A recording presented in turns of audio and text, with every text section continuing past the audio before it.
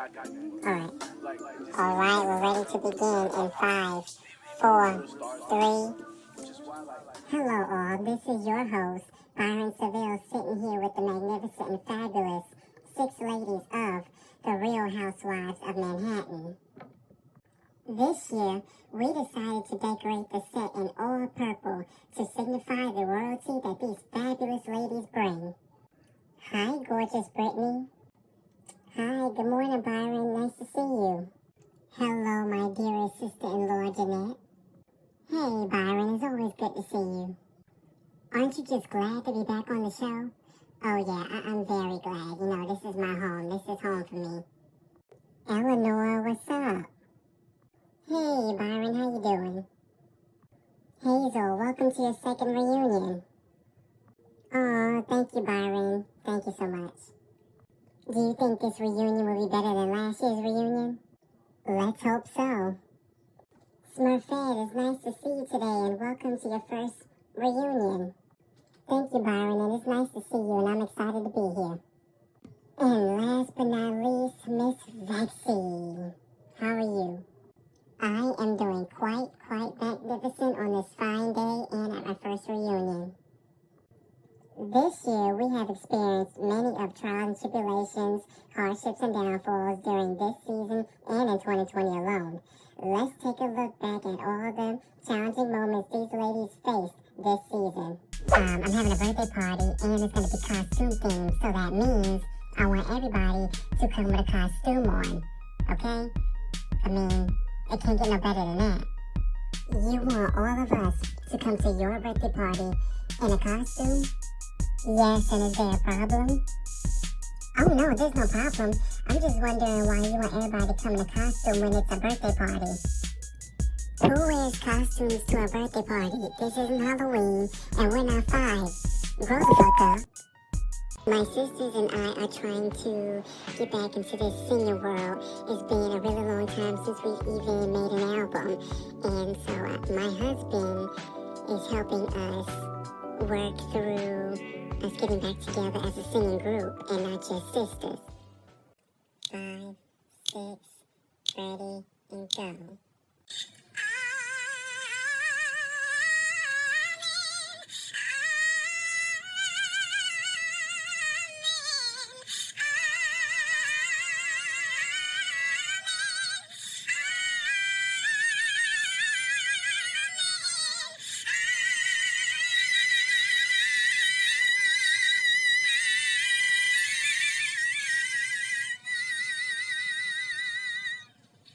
After. How are you and Vanette in this marriage, in the married life? Yeah, about that. See, here's the thing. Me and Vanette have been divorced. What? Shut your mouth. The news that I'm hearing is definitely surprising to me coming from Byron, because I would never thought in a million years that they would be divorced. I mean, I initially thought that they were in a committed relationship where their bond was strong, but child, the grass ain't always green on the other side. Have you seen Jeanette? Where is she? She should be on her way. Why? What's going on? Well, for starters, number 1, she's really late. Number 2, I specifically said in a text message to be here at 3 o'clock. What time is it now? 4 o'clock. 4:30 almost. And she's still not here. You know me, and you know I don't like to start late. Jeanette is on my hit list tonight. Look, it ain't nothing to really fuss and make a big thing out of it. It's just she'll be here in a few minutes. I mean, calm down, Brittany. I'm always calm, just be on time. But why are you late? Because I was stuck in traffic and I had to go pick up Vexy. Jeanette, it is almost 5 o'clock, okay? This was supposed to start at 3. I specifically told you 3.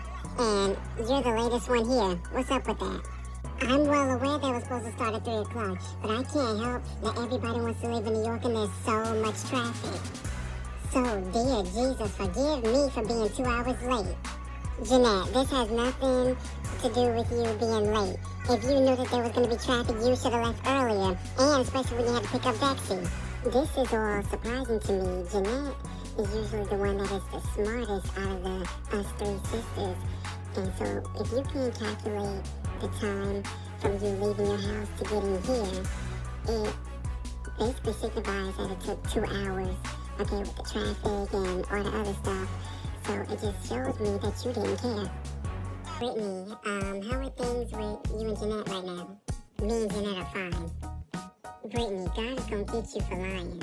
I ain't lying, I'm being serious. Okay, alright, keep playing. Late throughout this, I think overall Theodore has gotten better with his eating, but obviously there are still times where he still wants to eat all his bad stuff, and I try to, convince him, tell him, like, no, that's not good, but instead, he has these moments where he is hard-headed, and he doesn't really want to listen to me, and only wants to listen to his inner thoughts. Well, I'm about to leave. I don't care what none of the rest of y'all do and say. I'm about to leave because what I'm not going to do, okay, is sit here and be attacked by multiple people in the room. That's what I did not come for tonight. Sis, did Simon tell you that he wanted to divorce you a couple of years ago because you wanted to send the kids off to boarding school? The hell with all y'all, I'm done. I'm out. Bye. I can say that it does take a lot of balls for a person to confess to me and to at least try to reconcile a friendship. Yeah, because I would never want to be that type of person to, like, always want a beef with somebody. I mean, especially you. Because, I can see that you're a good person and you want what's best for everybody. Thank you. I really appreciate you saying that, and I know that you're also the type of person that wants to, wants everybody to do well and want cared if she was coming or not. That wasn't my responsibility. That wasn't my concern, That wasn't in my good, right, or state of mind to see if she was even coming on the trip. I mean, at this point in life, I don't even know where me and Jeanette stand, but wherever she wants to be, I'll meet her halfway. Hell, I'll even meet her a step of a way. Situations like that is definitely petty because who really cares if somebody's going on a trip or not? I mean, as long as there were some people at this table that felt like I shouldn't have went on this trip, but I'm here and I did it. People like who? Well, we're not going to initially name any names, but particularly you're the main one that was throwing a little shade and under comments, basically implying that you did not want me to be on this trip. Okay, let's be clear on something. I never said anything about you not wanting to be on this trip. Before I left to go to Baton Rouge, everything was fine until I came back. And come to find out, Simon has been diagnosed with COVID-19, child. So where do I turn to now? I'm gonna make you a bowl of soup, and that's it after that. I'm not gonna be coming anywhere near you because you're on quarantine, and so I need to stay away from this possible because I don't want to catch what you have. Alright, babe, and when you make the soup, make sure you put a little bit of oregano, put a little bit of kale, and then a teeny weensy bit of salt, and that's it. I'd rather just stay neutral and not be in anything because I don't want nobody to say that I said anything or, I was trying to cause this or I was trying to be a sourpuss this. So, no, Okay, and that's fine, and I totally respect your decision. But I will tell you this, though. Okay, tell me. Well, I was at one of the marriage counselings last week with Love Bear, which is, whose husband. And, he said that Vexy called you a hoe when they were at the anniversary dinner last week. It was almost like Love Bear was trying to stir the pot between Smurfette and Vexy. But then again, you're not even protecting your own wife because you're ratting her out to... wow, that's really some deep stuff. Okay, so I want to get into this really quick. Sally Burbank from Nashville, Tennessee says, why did Simon attend Hazel's birthday party knowing that he had the coronavirus? All right, that's a good question, and I'm going to get to that right now. So basically, when I had first gotten back, we all had first gotten back from Baton Rouge, that was when he had been diagnosed with the coronavirus 3 days after. Now, he did his full 14-day quarantine, but when we shot Hazel's birthday party, that was 3 weeks after that. So, okay, but don't you think that he, even after his quarantine, he should have been away from all people? Like, I personally don't think that it wasn't his time to be in a big crowd like that, knowing that he just got done with the virus. I mean, like, you don't know if the virus is still in his body. So, for me, personally, if I was in Simon's shoes, I wouldn't have went out in a crowd of people knowing I just got done with the virus. I should have still, been quarantining even after my actual quarantine was done. Well, listen, I told Simon, but at the end of the day, he's a grown man and he can do whatever the hell he wants to do. So if he wanted to come to the birthday party, then he was coming. Now, it should have been his responsibility to stay away from people knowing that he had the virus, yes, but I can't control his every move and action, sweetheart. Well, I'm not necessarily saying that you gotta control his actions, but he should be knowledgeable enough to know that even after his quarantine, he should stay away from people. I mean, that's just how it goes. I totally agree with what Brittany is saying because, you really don't want to go out affecting other people if the virus is still in your body. But, I mean, Simon can do whatever he wants to do. But I'm just saying that from my perspective. Well, how is Simon doing right now? Oh, Simon's doing very well. He's been taking his vitamins, taking his fluids. I've been making sure that, he had all his prescriptions out and ready. So, he's, doing very well. Thank you for asking. As you two were talking, I was listening, and I really wanted to get into something right quick. So, during the season, I had saw that, you and Brittany had some type of conflict or beef or whatever. Not for me to get into family drama, but I do want to know the specifics to why y'all are fighting or why y'all going at each other this hard. So, I can only speak for myself. But I just think that sometimes when it comes to dealing with Jeanette, she has this thing of putting people down and putting herself on a pedestal and acting as if, she's the better one out of me and Eleanor. Okay, so first of all, let's be clear on something. What you just said right there was not true. You are the one, honey, that acts like so above everybody, and you gotta be the best, and you gotta be the top-notch one, and the supermodel, and this and that, and so on. So it's really hypocritical for you to come here and sit here and say that I'm the sister that's trying to be above all three of us. No. If you ask anybody else on this stage, you're the one that's trying to be the top-notch bitch. Oh, well, I'm not trying to be no top-notch bitch. I'm just trying to be fabulous, live life, do whatever I need to do. Trying to make it great, be the one I can be, the best that I can be a good wife to my husband, be a good mother to my children, and do everything that I can to be successful in life. And what are you doing? Okay. We'll be back after this break. Coming up, Smurfette, do you think that you're gonna, ever get married one day? Yes, Byron, of course I want to get married one day. Like, I want to have children. I want to be in a nice house and just live the life the rest of these ladies live, except Vexy. Okay, so you're just mad and miserable because I'm more established than you. I necessarily wouldn't call it established because I'm not y'all on the same goddamn level. Girl, just stay over there with your lesbian Bob. Alright, you two bootleg Goldilocks. What can milk do? Well, it can turn you into a morning person. It can help fuel some pretty tough stuff. And it can definitely make cartoons funnier. No, it can't. Oh, well, it can have a little edge. But come on, even kiddies love it. It'll keep up with you at any age. It makes engines whir and creme brulee creamy. It's one of the easiest labels you'll ever read. And anything that makes this happen is pretty special. In fact, what can't milk do?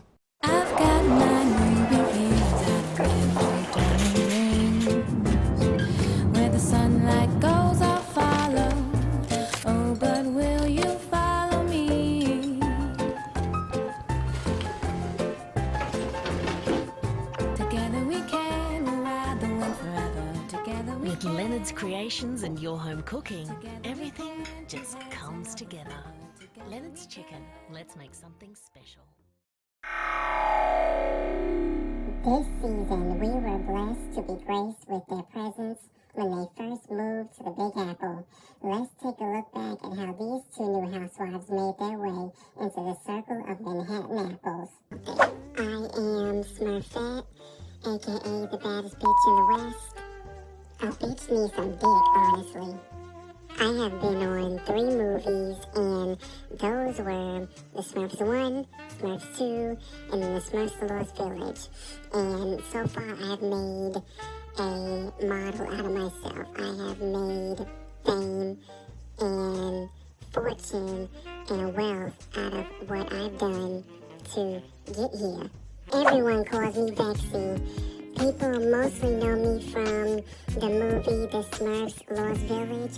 That's where I'm mostly famous from, and I will always be famous from it. I am married to Love Bear, and I have 1 beautiful child. I'm originally from Montana, and yeah, it just goes from there. Considering the fact that I've only known you for a few years before we came into this group, I don't think we ever had a problem. There may have been disagreements, but we never had no problem. That's why we're in this position. And if there is a problem that you have with me, or there's a problem I have with you, that's why we're here now, to fix it, to see what it is, and we can work on it. The only issue that I have with you was when we were at Illinois' Paint and Tea Party, and you just basically disrespected me in such a way to where I wasn't even human. You dehumanized me. You called me all types of names. You said some slanderous stuff that I thought that you would really ever say.